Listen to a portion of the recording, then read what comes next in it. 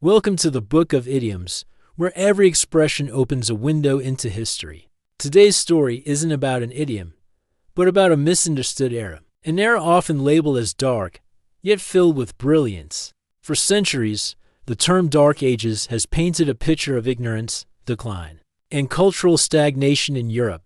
But was the world truly in the dark? You've heard the name before, the Dark Ages. Sounds gloomy, right? 1,000 years of mud, disease, war, and chaos. Nothing invented, nothing learned, just darkness. But what if I told you that was completely wrong? What if I told you that in the very time people call dark, the world was glowing with knowledge, science, medicine, and discovery? This wasn't the Dark Ages.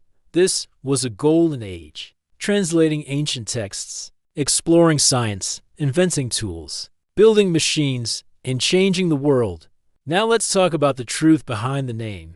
You see, while parts of Europe may have been going through hard times after the fall of Rome, another civilization was rising, stretching from Spain to China, a civilization led by Muslims, with contributions from Christians and Jews working together. First, let's talk about some inventions. The camera. Have you ever used a camera?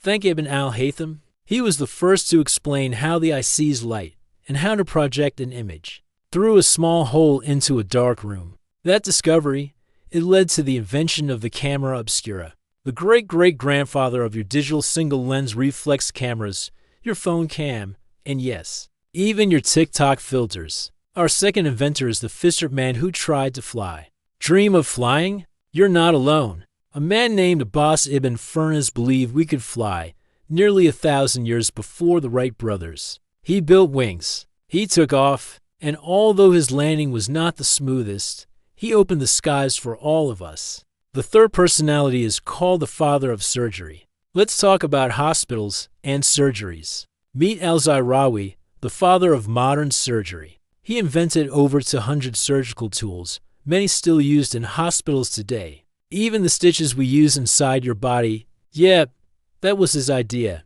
Catgut, biodegradable. What a genius he was. Now let's talk about women in science long before now. Do you think women in science is a modern thing? Think again. Meet Miriam al-Astronomy. She was building sophisticated astrolabes over 1,000 years ago, tools for astronomy, timekeeping, and navigation. Today, we use satellites. Back then, they used the stars. She made it possible. The next invention is the crank that changed the world. And then there was al-Jazari, the engineer behind the crankshaft, a device that turns rotary motion into linear motion. Sounds technical. It's in every engine you've ever seen: cars, machines, pumps. So, no crankshaft, no industrial revolution, no cars, no modern world. Al-Jazari invented also the elephant clock. It was a masterpiece. It's a giant, mechanical, beautifully designed timekeeping machine, the elephant clock. It combined technology from India, China, Egypt, and Greece. This wasn't just a clock. It was a symbol of global unity through invention. So, why does this matter? We're taught to praise the Greeks, the Romans, the Renaissance, and they do deserve credit. But to skip over the so-called Dark Ages is to ignore the brilliance of an entire civilization, a time when the world didn't go dark. It just lit up somewhere else. So next time someone tells you the Middle Ages were boring or backwards, tell them about the camera. Tell them about flying, about surgery, navigation, engineering. Tell them about the people who lit the world while others were lost in the dark. Because this wasn't a dark age. It was a golden one. And it still shapes the world we live in today. If you like this video, don't forget to subscribe. Don't forget also leave a comment about what invention surprised you the most.